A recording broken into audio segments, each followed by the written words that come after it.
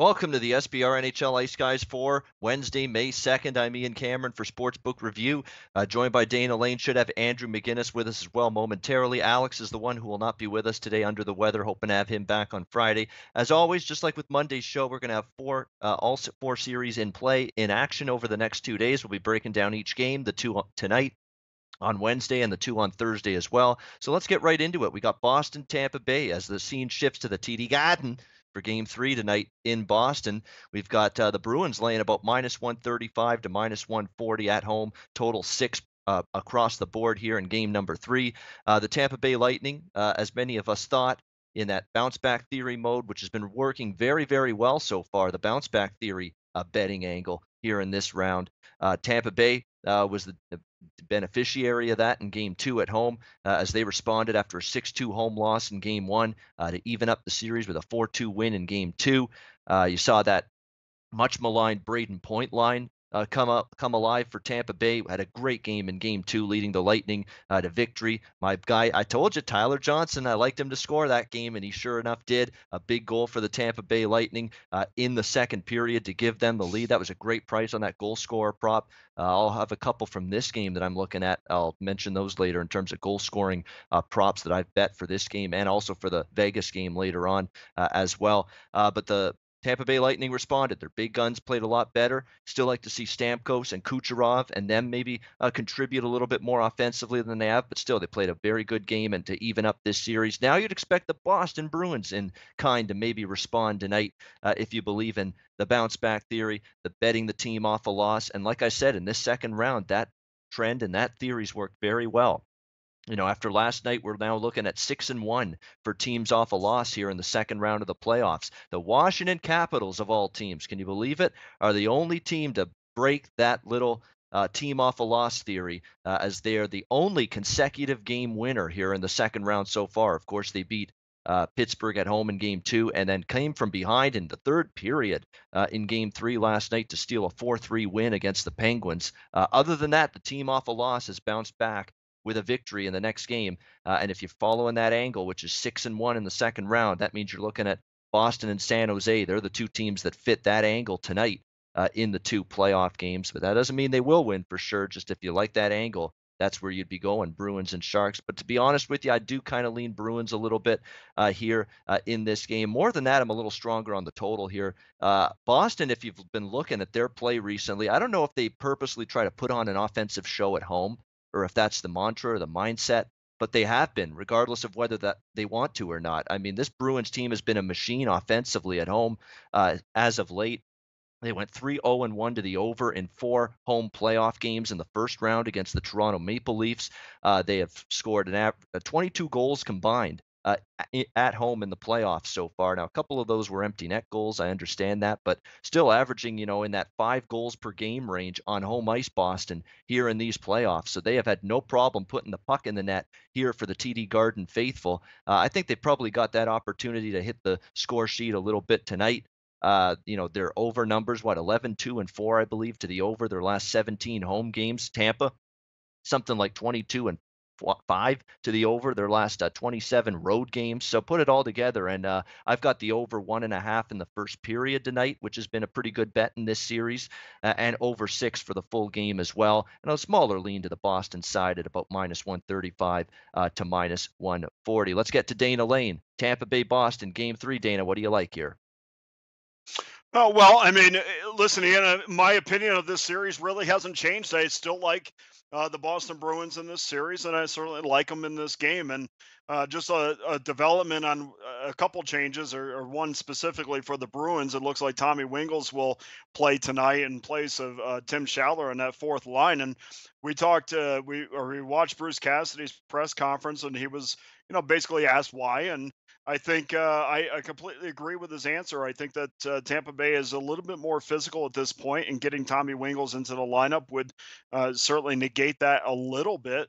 But listen, this is a guy who's going to play about 10 minutes. He's going to go out and hit some people and let the Tampa Bay Lightning know that they also can be a physical team, which is something that the Bruins have historically never shied away from. It just seems like in this series that they're just playing a normal hockey game. I expected Boston to be a little bit more physical than they are, but the fact of the matter is that they do lean on that top line a little bit more than I would like. But that top line is so good, and I think that they basically outscore their inability to put goals up later in say the top nine forwards. I mean that the 6 through 9 forwards are definitely 9 through 12 isn't putting up a lot of points. So they definitely lean on that top line a bunch, but. This is a Tampa Bay Lightning team that had the better of the chances in Game 2, which is partly why they won the game. I think depth defensemen for the Bruins have to play a lot better. Grizzlick was lazy, I thought, even to open the game. I mean, a perfect example was in the opening minute. There was a failure to clear the puck. Alex Killorn jumped on it, made a great move great pass inside to Sorelli for a shot on Rask. And really, I thought that Grizzlick was out of position. I thought he was kind of lazy on it. I don't know where his defensive partner was at the time, but those little things against the Tampa Bay Lightning is not something that you can take lightly, and they have to shore that up. I just think Tampa's depth forwards are better than the Bruins' depth defensemen right now, and that has to change. If that does, Boston, I think, wins this pretty easily. But if the Bruins drive to the net and get those low slot area chances, I think that's where they're going. That's where they're going to be strong. I mean, we saw the McAvoy goal. That was basically a 2-on-1 situation down low, but it was all created because they were able to get the puck in deep, and then they had good positioning. And I know I talk about positioning quite a bit, but that really is also a result of having a good speed. And I know Tampa probably has the speed advantage in this, but that in that particular play, I mean, Boston was able to get down low because they wanted it more. They were faster, and I thought that Tampa was out of position at times. So it really, to me, is just a matter of, is Boston going to be able to get the puck down low?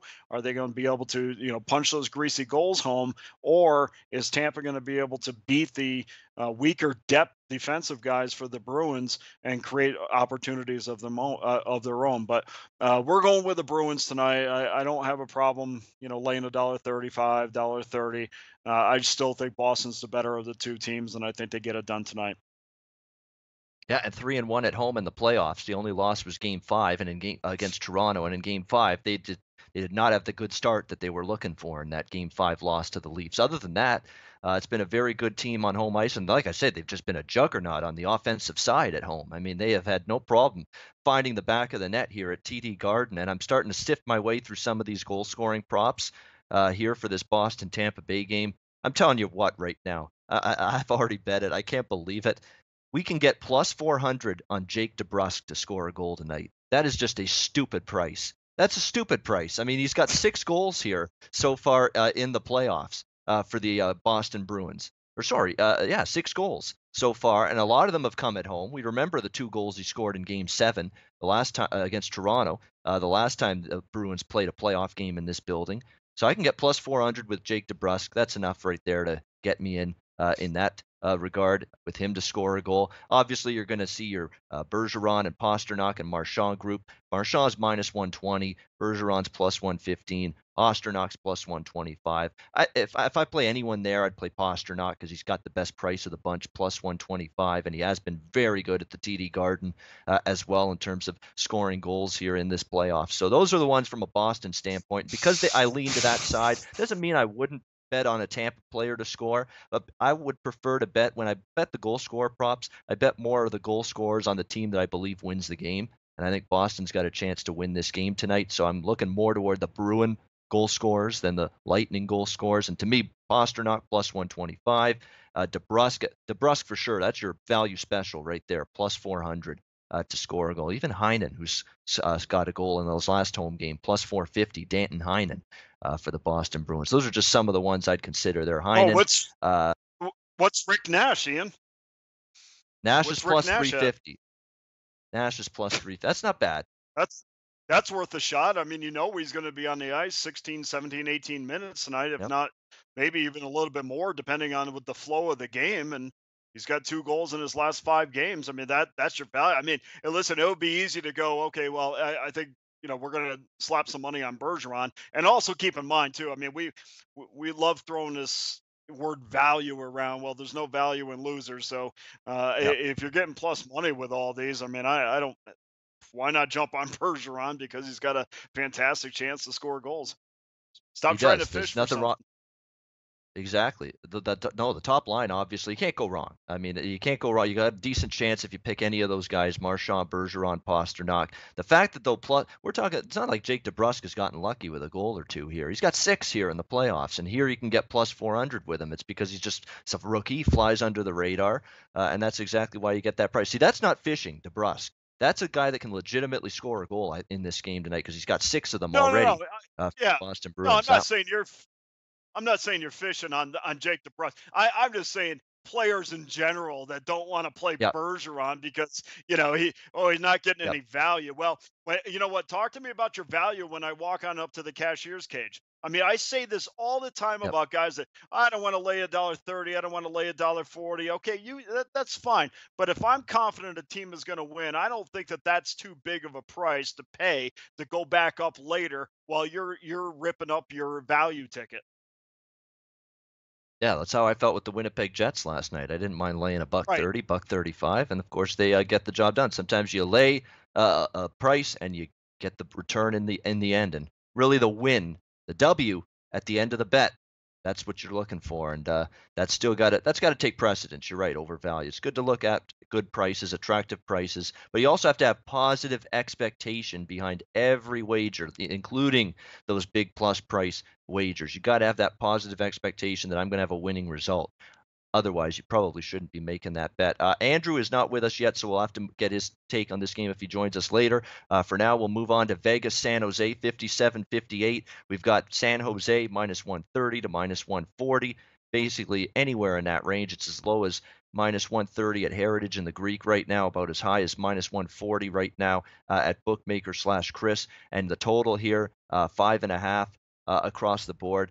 I don't know if I know I'm not the smartest guy in the world, but all series long, we've been getting nothing but fives and 5.5s here in this series from a total standpoint when we've had 7-0, 4-3, and 4-3 in the first 3 games. And we've These seen guys don't basically watch, five Ian. and a half still. They Yep. they don't watch. It's got to be That's it. why we're still getting. That's why we're still getting. I mean, luckily they adjusted it to a 6, but that's why we're still getting the Winnipeg series shaded to the under. I mean, they're not they don't care and they don't watch. They're guessing. You know what they're not watching? They're clearly not watching the penalty parades in a lot of these series too. Nashville, Winnipeg, tons of penalties. Vegas, San Jose, now 2 straight games. There's been tons of penalties. And what happens when you get tons of penalties? You're going to get power play opportunities, and ultimately, not always, but ultimately, more often than not, you're going to get goals. And as a result, you're getting these games clear and these totals really. Including this Vegas San Jose series, and despite the fact that how long did it take for us to get the first goal of that game 3 in San Jose the other night? It was like second period. It was 1-0, and then the floodgates opened after that. And it ended up a 4-3 final score with Wild Bill Karlsson getting the overtime winner for the Vegas Golden Knights on just an absolutely perfect, unstoppable shot, beating Martin Jones in overtime. A fantastic shot. You can't basically have a better release than that. And Carlson put it on display to give Vegas the 2-1 series lead in Game 3. Tell you what, the Vegas thought process when they have the puck is incredible. The play they made on the 3-1 goal, just tic tac toe, bing bang boom, across the crease there, and a easy tap in goal made it 3-1. That was the Marchessault goal. Incredible stuff. I mean, they seem to be one step ahead of the other team defensively at times. Vegas, with the way they move this puck at times. So it was incredible to see. Now let's not totally give Vegas too much, of a pat on the back for that win. They needed everything they got out of Marc-Andre Fleury in that game. He was fantastic.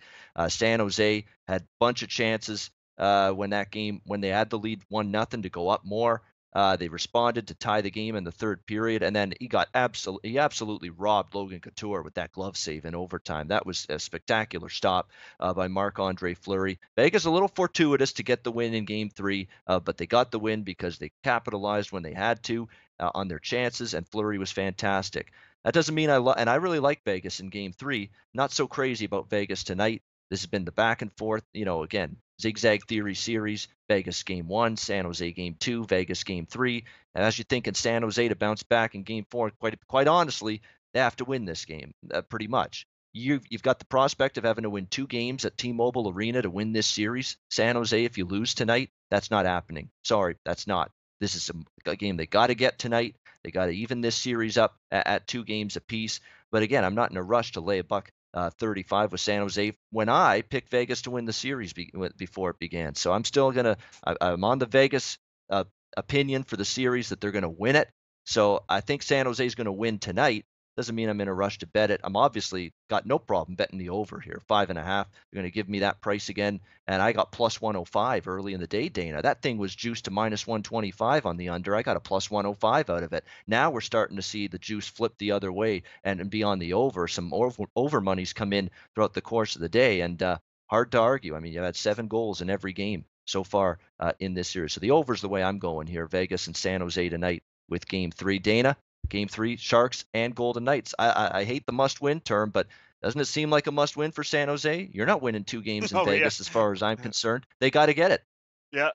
No, it is a must win. I mean, this is essentially we talk about some games being game sevens when they're not game sevens, but this is certainly one for the San Jose Sharks where it is a game 7. They don't want to go back down to the T-Mobile 3-1, and obviously if it was easy as the will to not want to do something, then I guess every series would go 7 games and down to the last minute. But certainly it's a very difficult series for me because the more that I see them at this level on this stage, the more I like Las Vegas or Vegas to win.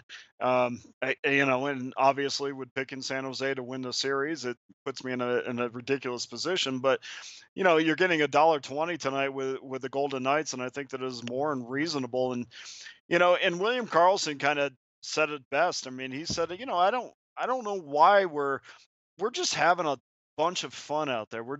We know where everybody's going to be. We rely on everybody to beat their man, to beat them to their spot. We know where we just have this sixth sense about where guys are going to be. And I've always said that about the Pittsburgh Penguins, the team that I think will win the cup this year.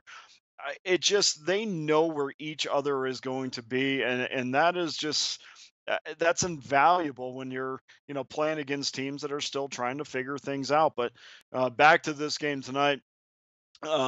It's an interesting from a sportsbook perspective, especially here in Vegas. It's an interesting dilemma because you want to root for the Golden Knights, but you listen to some of these sportsbook directors, and they'll tell you they have liability on the Golden Knights between 5 and 10 million if they win the Stanley Cup. So yeah, I know Caesar's Palace is putting jerseys out on their the Caesar guy out in front as you drive in. And I know a lot of these books are trying to get on the Vegas bandwagon and support them for sure, but secretly they're gonna take a pounding if Vegas wins the Stanley Cup. But this is a Knights team that's 39-18 against the Western Conference. I don't really see any reason to go against them. When I see them play at this level, and why I say this level, well, we've always talked during the regular season of, well, wait till the playoffs, wait till the intensity gets going, wait till the physicality gets going. It's going to be very difficult for them to ramp their game up, and honestly, it really hasn't.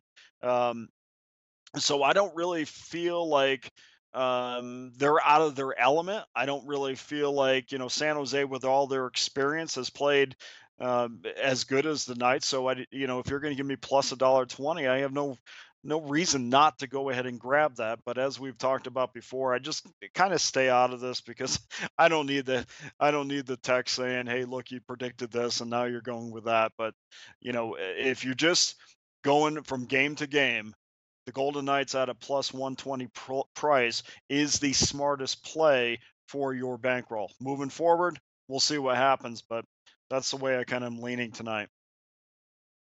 All right, so there you go with Vegas and San Jose. I'll tell you what, really is going to put the clamp down on San Jose if they could ever grab both games here in the Shark Tank. Not an easy thing to do, but if the Vegas Golden Knights are going to do that or end up doing that, boy, is it going to put a lot of strain on the San Jose Sharks trying to come back from 3-1 down. So this is a pivotal game for sure in this series tonight. Let me just scroll through some of the goal scoring props for this game. We won't have any for the Thursday games because those don't get posted till the day of the game. But for this game, I'm trying to see what have we got here. An interesting one, maybe down the line here. There's a guy that's had some chances for San Jose. He's the long shot one would be on their side. Might be LeBanc at plus 500. He actually had some good chances the other night. Hurdle's a good one, plus 160. That guy's not afraid, clearly, when you saw the goal he scored to tie the game, of going right in front of the net, battling for a loose puck right in the crease area. That's the kind of goals you like to see players scoring at this time of year, especially skilled, talented players like Tomas Hertl. So him at plus 160 is good. Kane plus 160. Any of those guys for San Jose, not a bad option. Hey, James Neal plus 300. Tell you what, I didn't cash that one the other night, and I like James Neal to score in Game 3. He had a bunch of chances. He had an assist or two. He had a bunch of opportunities to pop one in. Neal at plus 300 would be the one Vegas guy I'm interested betting goal scoring wise tonight. Plus 300 you can get with James Neal tonight. A bunch of chances in Game 3, set up a couple of goals, so that's not a bad thought there in my opinion. To look toward James Neal. So just a few that I'm looking at there, goal scorers, Vegas, San Jose. We move now to Thursday. Washington, Pittsburgh. Who'd have thunk it? Capitals up 2-1 in the series as they try to slay a couple of dragons. The dragon that they can't beat, Pittsburgh, and the dragon that they can't get past the second round, but they got a lot of work to do. These are going to be two of the hardest wins they could ever imagine trying to get in order to try and close out this series. Pittsburgh minus 160. We're seeing about a pretty sizable jump. I mean, they were about a 25 to 30 cent jump from where Pittsburgh was in Game 3 at home. Now they're laying a much higher price and a virtual, I don't, again, this must-win term bothers me, but it's pretty close to one for Pittsburgh, minus 160 with the total at 6 pretty much across the board in this game. And the Pittsburgh Penguins, I'll tell you what, their offense in the third period last night disappeared. You got to give Washington credit on the road. And they held that Penguins team down in terms of shots on goal. I think they only had 3, 4, 5 shots the entire third period last night. Pittsburgh and Washington erases that 3-2 deficit, wins the game 4-3. Ovechkin with the game winner with just over a minute to go. Again, your big stars have to be big for Washington to win this series. You can't rely on your depth bottom 6 forwards because I don't think you can consistently rely on them offensively. If Washington's going to win games and eventually win this series, they're going to have to rely on Kuznetsov, Ovechkin, guys like that. And Ovechkin obviously comes through with the big goal. Oshie, Backstrom, they're all going to have to be big for the Capitals. And obviously Ovechkin gets the game winner for the Capitals in Game 3 last night. Now you'd expect some of these bigger guns for Pittsburgh to step up. That was not a great game from Evgeny Malkin's standpoint. He looked a step slow, maybe coming back off the injury. He wasn't quite right. Maybe not 100% yet. Maybe just, trying to get back into the feel of being in playoff action again. Took a bad penalty early in that game last night. So Evgeny Malkin is a guy that needs to step up here. But I'll tell you what, it's a big price on Washington here, plus 140. But you're not going to see me taking an underdog against Pittsburgh when they backs against the wall setting like they are. We know this team's got it in them, two-time defending champs, to respond to adversity in a positive manner. We'll see if they're able to do that one more time here. I was at the over 5.5 the last time these two teams played last night. It was my best bet on the last show we did. It's 6 now. The adjustment's been made, so I'm probably going to ease off the total here in this game. But Pittsburgh's certainly in a position where the series is back in their favor if they're able to get the win Thursday night and tie it up 2 games apiece. Dana, you said Pittsburgh to win this series. I know you're going to be steadfast and sticking with that. If the confidence been shaken, you're still feeling good that Pittsburgh can come back and take care of a team that they've owned in recent years. Yeah, first of all, let's address the elephant in the room. I mean, what did you think about the Tom Wilson hit? Oh yeah, it's become the Tom Wilson series. If you ask anybody on a Pittsburgh Penguin jersey or Mike Sullivan, the head coach, he's going to say this Tom Wilson's personally out to injure and cripple every one of our players at this point. I mean, how many guys has he laid waste to? Dumoulin out because of him. You look at the hit last night that knocked. Who the hell did it knock out of the game? Now I'm blanking on it. Listen, I don't have an issue with Wilson being more physical than some of the guys that he's knocking out. The problem is he's got to understand that this is a league right now that is focusing on headshots. You have got to avoid the head no matter what. If he doesn't, he's going to get suspended, which he is going to get suspended. But we've seen at least 3 examples in this postseason of Tom Wilson going out there. And I think, listen, if you want to say he's looking for predatory hits, I wouldn't disagree with you. When your skates leave the ice, that is telling me, and then you hit somebody's head. To me, that is launching. And what would be very interesting is if Ryan Reeves was still with the Pittsburgh Penguins. That would be incredibly interesting to see how the Penguins responded. Oh yeah. They got Reeves He from ain't that putting up with that situation. bull crap if he's with Pittsburgh for Uh, sure. He ain't putting up with that that's crap. exactly right. So, Zach Aston Reese today, they came out. Mike Sullivan came out and said that, he's got a broken jaw. He's going to require surgery, and the big one, he's got a concussion. So we'll see what Yep. what player safety does about that. But this when this guy has left his feet twice, and you know like I said, there's been 3 hits that have been controversial in this postseason. When you leave your feet twice, I'm sorry, you're trying to injure somebody. You're not playing hockey. You're not trying to hit somebody, hard or whatever. You're trying to injure somebody, and that's where I kind of draw the line on this. But for Pittsburgh, they certainly have to start better. Their starts have been not been impressive at all. They've allowed goals in 17 seconds into the game. They've allowed a goal with a minute 26 into the game. And this is a team that needs to get ahead. And believe it or not, with all their firepower, they're only 14-20-1 when they go behind in a game compared to 33-9-5 when they score first. And the Capitals have outscored the Penguins 3-0 in the first period. So that's basically why they're ahead at this point in the series. But it should be, according to what the Penguins say, all hands should be on deck for Game 4. Hornquist should be out or should be back. And of course, Evgeny Malkin should be back as well. And that's going to where the biggest plus to that to those guys coming back is certainly going to be on the power play. When, believe it or not, the numbers have been really good for Pittsburgh. In fact, their postseason numbers have been better than their regular season numbers on the penalty, or I'm sorry, on the power play. But they're on a 0 for 11 streak right now, and that basically coincides with those 2 gentlemen now the lineup. So you add to their firepower and you add to that strength that makes the Pittsburgh Penguins decidedly better than the Washington Capitals. But the other thing is the Penguins also need to get a lot more production out of somebody else other than their top line. I mean, that top line, and part of the reason why I think that they're going to win the Stanley Cup is, any team that wins the Cup has got to not only have a great top line, they have to have a dominant top line, like one that is within at least the top 2 or 3 in the league. And the Penguins certainly have that. But when you've accounted for 17 of the Penguins' 32 postseason goals, that's telling me you're just not getting a lot of depth scoring, and that needs to improve in order for Pittsburgh to get better. There was an optional practice today. Optional practice to me just says we feel pretty confident in where we are right now. We don't really have too much to work on. So if you want to come, that would be great. And of course, most guys do.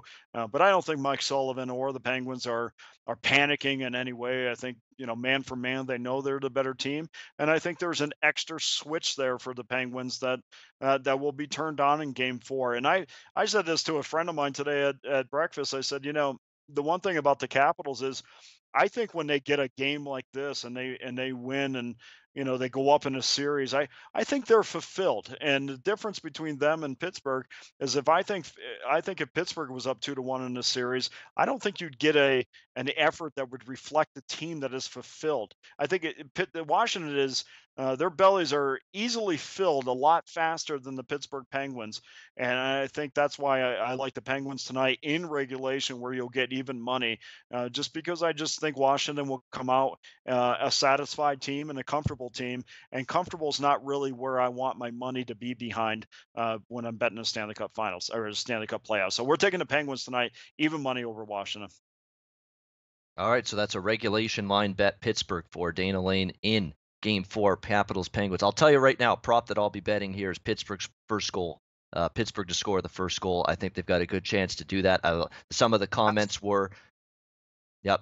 Some of the comments too, again, that referenced the slow start. I know Sidney Crosby mentioned that when he was talking to the media last night. It was a little bit of a sluggish first period for the team last night. Of course, Washington gets the only goal in that first period. So I think with the 2-1 series deficit and looming the possibility of them going down 3-1 in this series, heading back to Washington, you see that team come out, fire everything they can at Braden Holtby early on. Try to be aggressive, maybe pinch the blue liners earlier in the game other than they maybe otherwise would in a spot like this, and try to get that first goal. So I'll be on Pittsburgh to score the first goal in Game 4.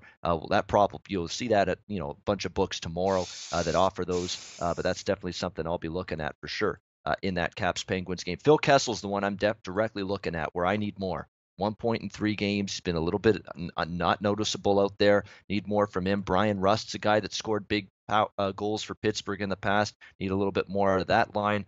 Dominic Simone's been a disappointment there. Malkin's going to be better next game. He's got a game under his belt now. I think it's going to be a situation where he's going to be better now. He's got he got some of the rust out of there, some of the kinks. Now he's got back up to playoff speed, having played last night. So I think that is going to help Evgeny Malkin moving forward. But Derek Brassard's another guy. I mean, they got him to help them out in the playoffs. He's had a quiet series as well for the most part for the Pittsburgh Penguins. Shan, I mean, go on down the list. There's a bunch of guys that are Sherry, Connor Sherry. These are all guys that are going to have to pull the oar in the right direction here for the Pittsburgh Penguins to tie this series up in Game 4 tomorrow night. You can't always rely. Dana mentioned it, and I totally agree. Can't always rely on Crosby, Gensel, and Hornquist. For as amazing and incredible as that line has been, a fantastic game for them again last night. You got to get some step-up production from other sources. We'll see if Pittsburgh can get that for game number 4 tomorrow night in the Berg. All right, we've got Nashville, Winnipeg. How about this game last night? Was this a crazy game or what? It's like this game didn't take its meds or something. Holy goodness, what a crazy game. 21-22 on the rotation. Winnipeg minus 140. Home favorite here. The total 6 across the board. Finally a 6. Finally, after the last 2 games that went over the total in this Predators-Jets series. Nashville, great start. Couldn't have started better. Silenced that whiteout crowd in Winnipeg, an early 3-0 lead in Game 3, only to see the Winnipeg Jets avalanche come storming back. 3 goals in the first 6 minutes or so of the second period, tied that game up at 3. And then the Winnipeg power play goes to work. If you're Peter Laviolette, you know what you have to tell your team going into Game 4 tomorrow night at the MTS Center in Winnipeg. Stay out of the damn box. Don't take so many penalties. This Winnipeg power play, we know how lethal it is. They got a bunch of guys that can put the puck in the net, that can score goals in bunches, and they certainly showed that power play prowess last night. Blake Wheeler, of course, the power play goal, the eventual game-winning goal, 5-4 late in the third period on the power play. They get goals from their defense, and that's always a bonus at playoff time. Dustin Byfuglien, Jacob Trouba scoring big goals for Winnipeg on the blue line. So that's big news for Winnipeg. And yeah, I mean, if you're Peter Laviolette, there's nowhere to go with your Game 3 breakdown and critique of your team. Then we just can't be that undisciplined. We can't.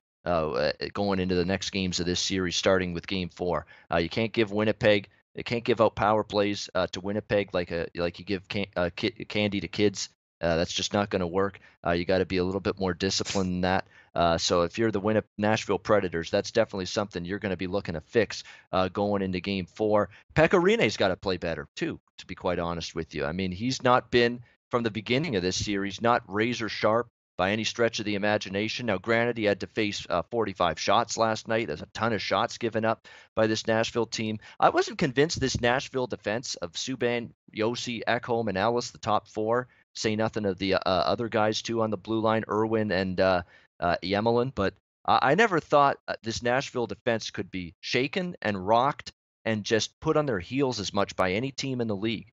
And Winnipeg's proven their ability to do that. In this series, they've been on their heels. They've been backed up a little bit. The speed of the Winnipeg Jets has backed off the defense, and it's working for them here so far in this series. And Nashville's in another predicament here where I don't want to say it's lights out for them, 3-1 down, but it's pretty damn close. This is a big one for the Nashville Predators, and this is a series where the team off a loss theory's been perfect so far. When you're looking at it, the team off a loss is already 2-0. It's been that back and forth series. so far. Winnipeg in game one, Nashville in game two, Winnipeg in game three. Does Nashville keep that trend going tomorrow night? That's the question. But and even though I'm leaning Nashville here, plus 120 in this game four, I can't deny Winnipeg's won 13 straight home games, 13-0 in their last 13 home games, and you're only laying a buck 40 with them. So I'm conflicted on this. I like Nashville in the bounce back theory. I think they'll play a lot better, but I'm reluctant to go against this Winnipeg team on this ice surface. Plain and simple, they're 4-0 at home in the playoffs, 13-0 in 13 home games dating back to the regular season. So it's tough. This is a tough place to win in, and Nashville's got to play not just a little bit better, they got to play a lot better if they're going to come out of Winnipeg with a victory in game four Thursday night. So it's a really tough one to call. Maybe you get goals again, but there has been an adjustment with this total 6. I'd still lean to the over nevertheless in this game. Let's go to Andrew since he's now finally joining us back on the show on the ice, guys. We'll get Andrew's takes on the other 3 games after. Well, for now, Andrew, we'll get you your thoughts on Nashville, Winnipeg here, game 4 Thursday night. Andrew, what do you like?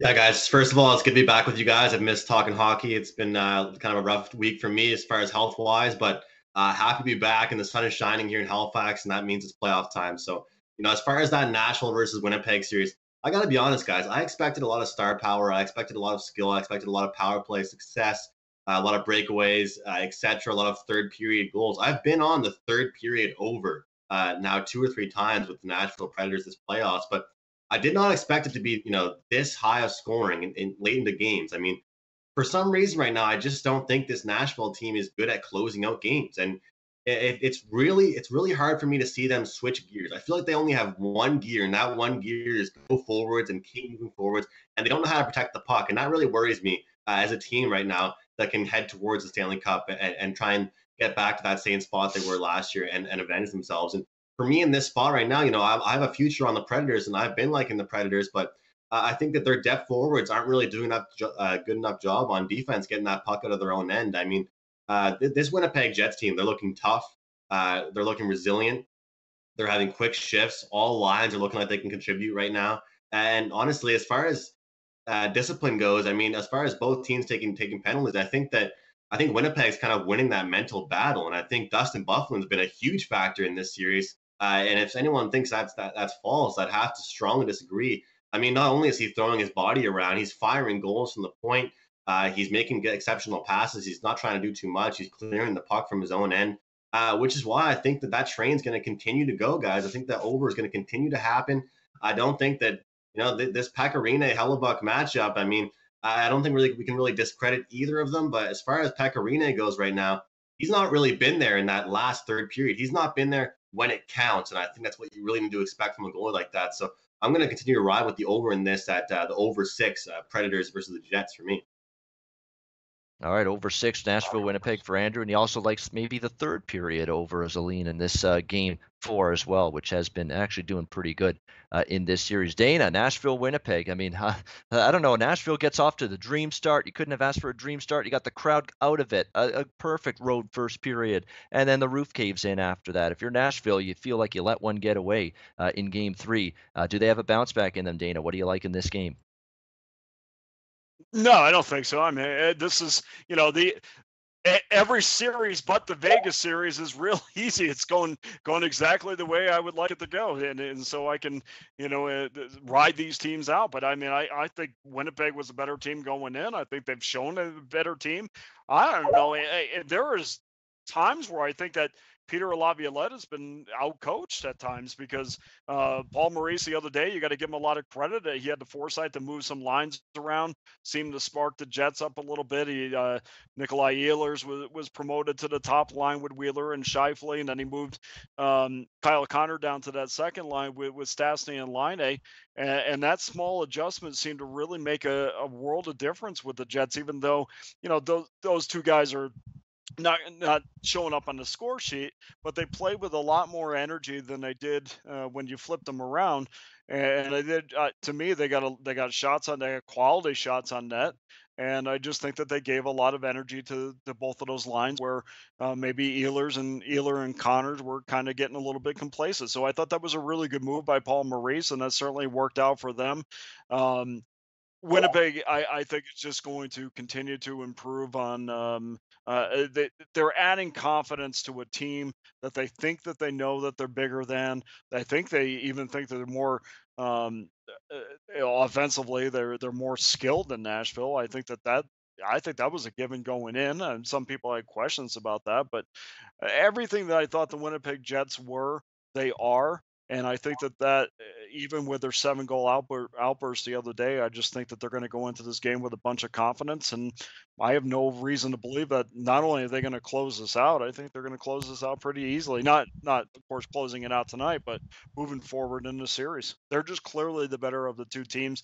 And I think Nashville plays in some cases. I think especially defensively, which is kind of crazy. I mean, that this was kind of their calling card, but now they're facing these really good offenses with a lot of speed every single night. And I think sometimes they get caught out of position. I don't think they're as as disciplined as they were last season, and I think Winnipeg makes them pay for those mistakes. I mean, we've seen Winnipeg get outshot by a huge margin in this series at times, and still they're able to win games. And so that's just a difference of Winnipeg jumping on the Nashville mistakes. And I think clearly the better of the two teams. So I'll take Winnipeg tonight.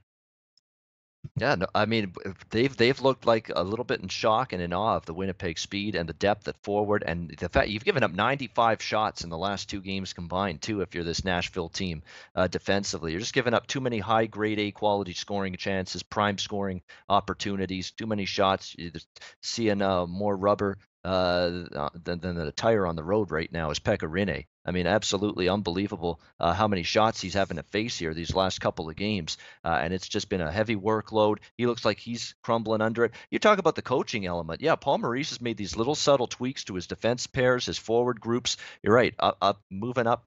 Connor was a big one. And then you look at Peter Laviolette last night.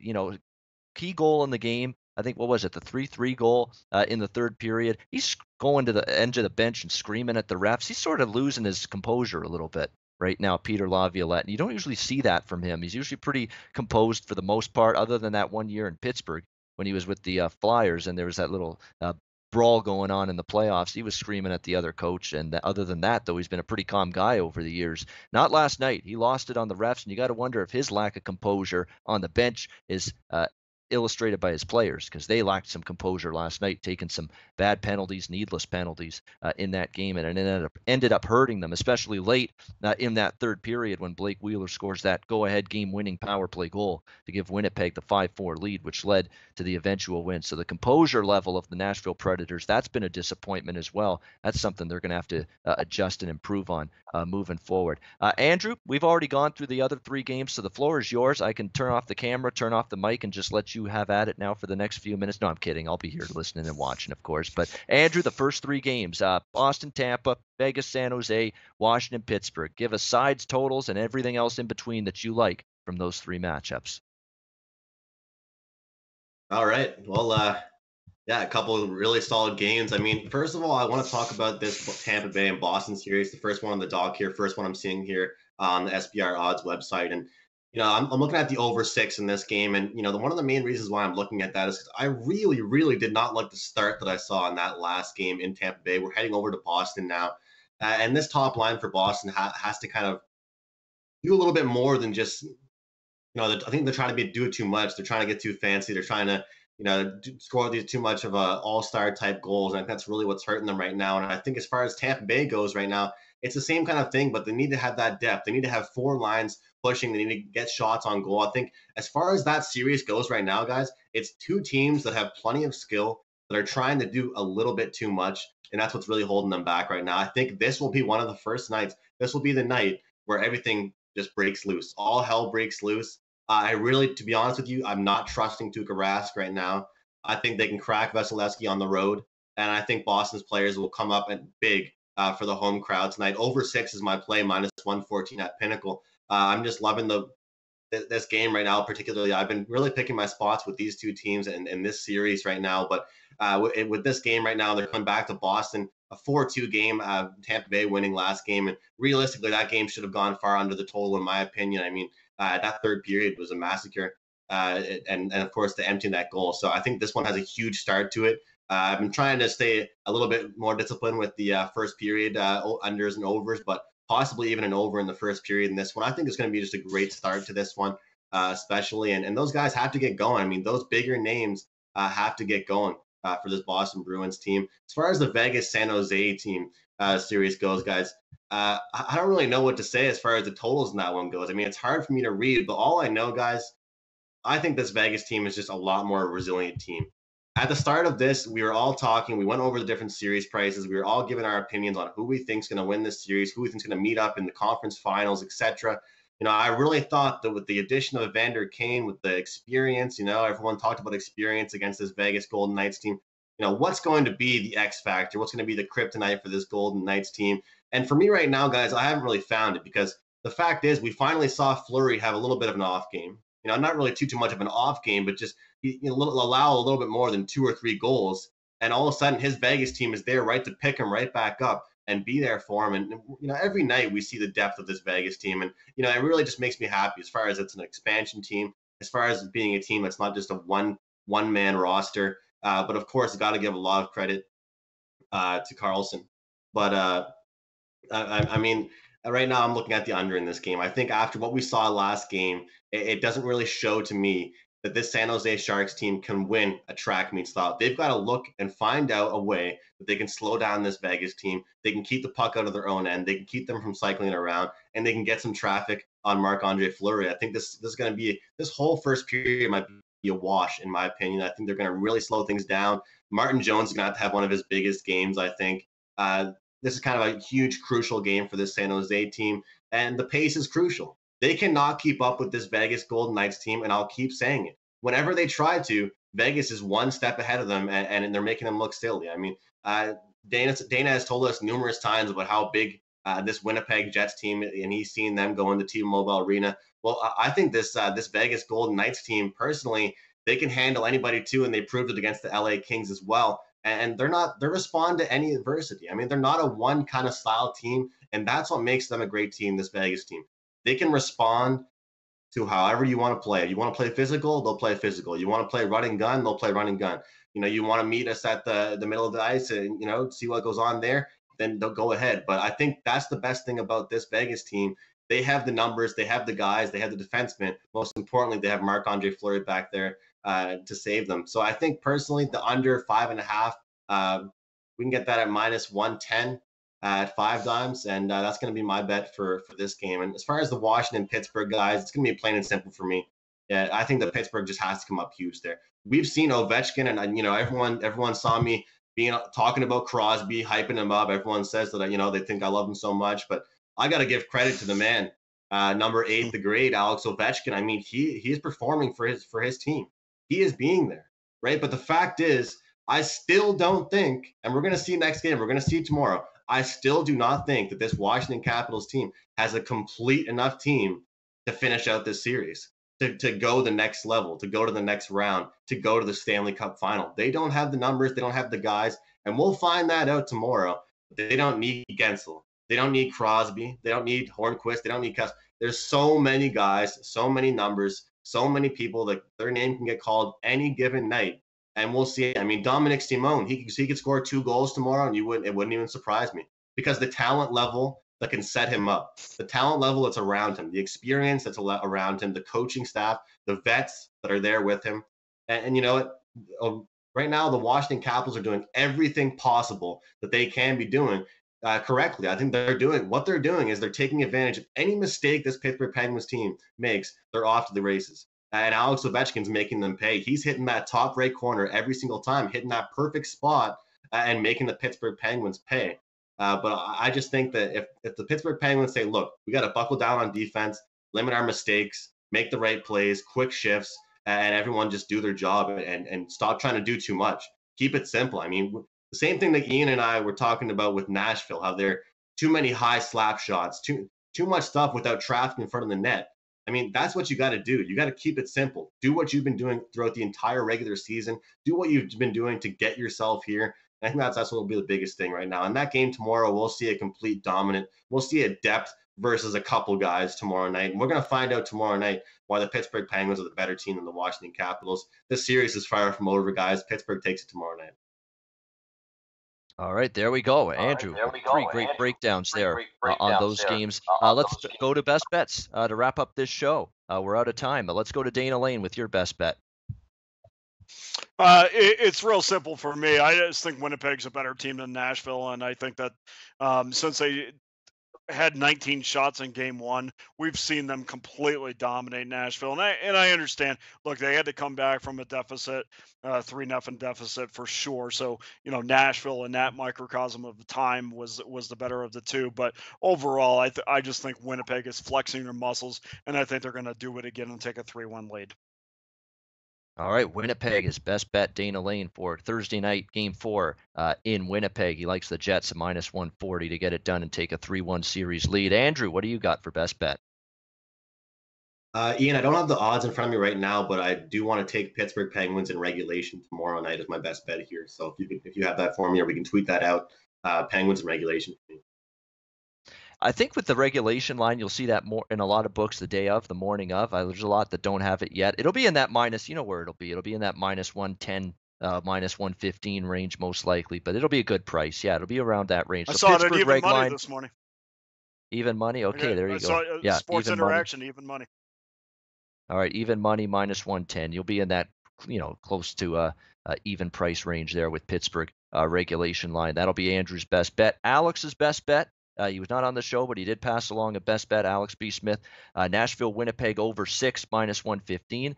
It's also mine. Nashville Winnipeg over 6 -115. I mean, I don't think Nashville defensively is capable of containing Winnipeg. I've seen it. We've now got a 6-2 over the total trend this season in 8 meetings between these two teams. So we'll go over 6 Nashville Winnipeg. That's Alex's best bet, and that's also my best bet for the NHL Ice Guys for this Wednesday show. And that's going to wrap things up. Thanks to everyone for tuning in. Great interaction in the chat. We'll be back on Friday, 1:30 p.m. Eastern, 10:30 a.m. Pacific time on Friday with another edition of the NHL Ice Guys. Hope you join us for that. For Dana Lane and for Andrew McGinnis, I'm Ian Cameron for Sportsbook Review. Enjoy the NHL playoff action these next 2 nights, and we will see you again on Friday.